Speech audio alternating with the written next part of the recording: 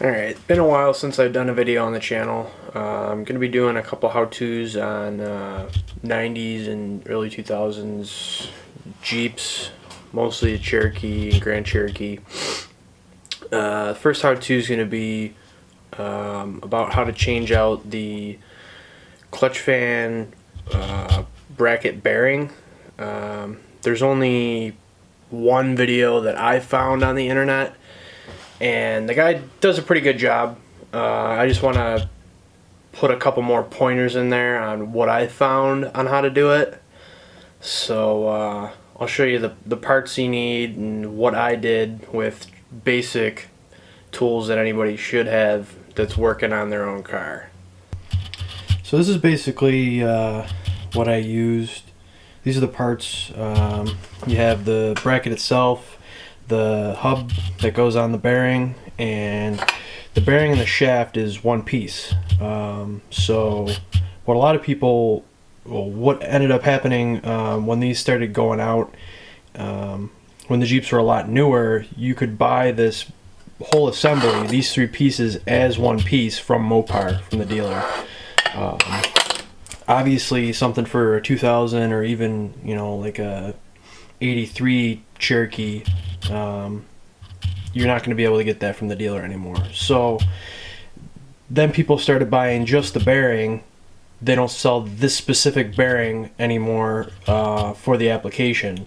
So you got to go on to Cherokee Forum or National XJ Association. One of those forums will have the information on it. That's where I found it. I went on eBay. They sell this part. It's pretty much exactly the same. Bearings the same dimensions. The outside shaft that the hub mounts onto is correct. The only thing that's different is how long the back of the shaft is, and that doesn't matter. So I don't have a full together assembly without ripping one off my vehicle. I thought I had another extra on top of this extra, but I don't. So I'm just going to show you how I took it apart and explain it best I can. This is the old bearing. I don't know if you could hear, but it's loose. It's got play in it. Squeaks really bad. That's why I'm doing this. Maybe that's the same issue you're having. Basically, the bearing goes up underneath here. This is mounted on the vehicle like this.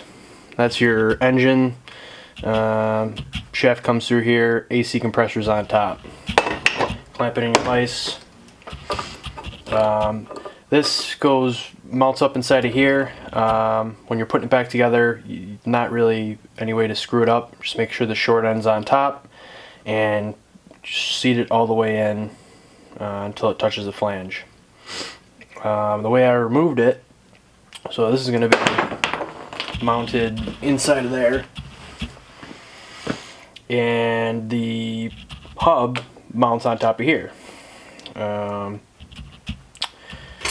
Take your 3-arm puller. If you do any kind of work on vehicles, you should have one of these. If not, go get one. They're cheap. I took the cap off of the threaded end, the cone end, because it wouldn't allow me to align it right, because there's not a divot in the end of the shaft. You end up making one by using this tool, but that's okay. Put it on there, crank it down. I wouldn't use an impact. I've blown these up before using an impact, especially the cheap ones.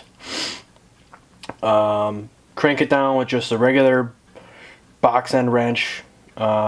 Stick a pry bar in between the threaded end and one of the arms. You won't break it, just be careful.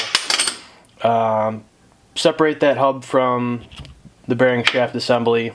Once you do that, make yourself up some cribbing or whatever you need to use. If you have a shop press, that's great. That's what I did. You can put a socket on the bottom and just press it right down out. If not, a couple 2x4s under there and, you know, a socket, and you can just beat it out with a hammer and it comes out. Just be careful, because this bracket is aluminum. It will break. It's, you know, they're brittle, cast aluminum. But basically that's how I took it out.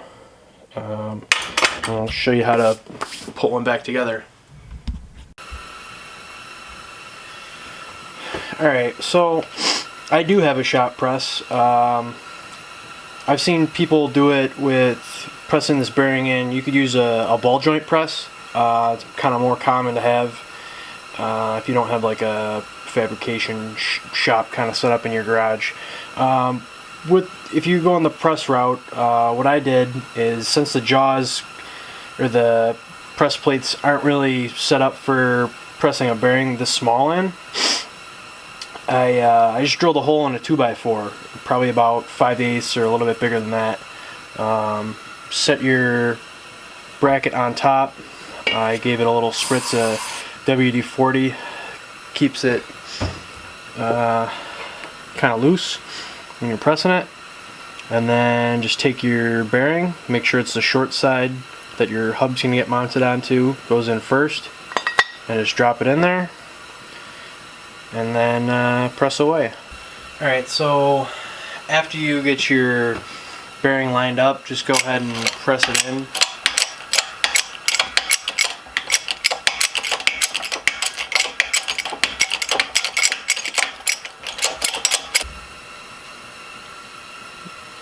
So I'm a clown, and I maxed out how much the press can push down with the piston, so I had to just use an impact socket as kind of like a in-between piece in the press. I've never had any problems using the impact sockets.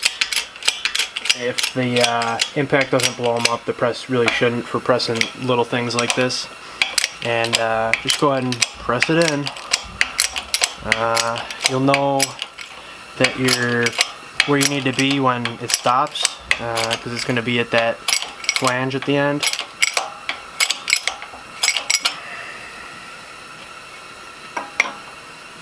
So that's what it should look like once you get it pressed through this side. And the reason I said that it doesn't matter how long the half is after the bearing is because it just sticks out the back. When this is mounted in your engine bay, it's going to sit like that, and there's nothing that sits back behind here. It's just an open area behind your motor mount and above your alternator, so it's not going to get in the way of anything. The stock one sticks out like 1/4 inch or 3/8 shorter, so it doesn't matter. So this is what I have on the press. Just pressing the hub back in.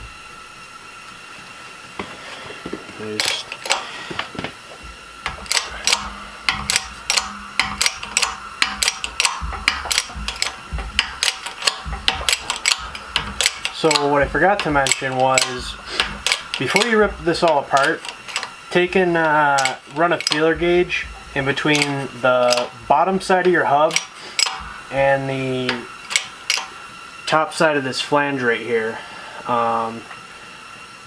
That's just what I was told. I'm assuming you just don't want them to touch.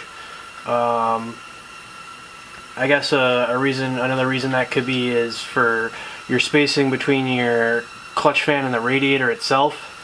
But as long as you have it, you know, a couple thou in between the bottom side of the hub and this flange on the front of the bracket itself, you should be okay. But just go ahead and run the press down to about where you think it's going to be. And if you want to be super particular about it, you can run your feeler gauge, but I'm probably not gonna. That's pretty much what it looks like. Open up your press, and now that's back together. And you can mount your clutch fan to the front of that and put it in your vehicle. Alright, so this is pretty much what it looks like when it's done and how it's going to be mounted on the vehicle. The reason I'm doing this is obviously because it was squeaking, but it's nice having a secondary bracket so you don't have to rip your vehicle apart and have this down. Say you were to like do something wrong when you were assembling this, you know, your Jeep that you're working on isn't down, say it's your daily vehicle, and then it's down forever. You gotta take a day off or something crazy. What I ended up doing was I bought this alternator relocation bracket off of eBay. Put a link for that, as well as a link for the bearing that we used. Pretty much takes and relocates your alternator from underneath the clutch fan bracket and puts it on top of the motor, so it makes it less vulnerable to things splashing up off the road, brush or something hitting it, and keeps your alternator nice, keeps the bearings nice, won't seize up on you as fast, stuff like that. But hope you enjoyed that part. Probably have another part for installing this and installing the alternator relocation. See you on the next one.